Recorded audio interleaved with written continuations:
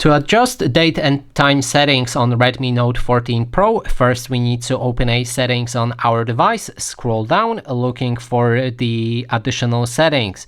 Open them, and right here we can find date and time options, and there's the option to set your time automatically. You can turn it off to adjust date and time manually.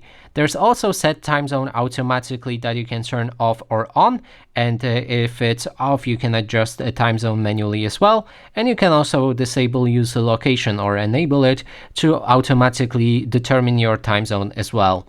Then next option is a time format, and you can switch between 12 hours clock or 24 hours clock on your device. And then there's the dual clock, which allows you to see times from two different time zones. When activated, you can change a second clock to different region, and then it will show up on your home screen with two different clocks. And that is basically everything.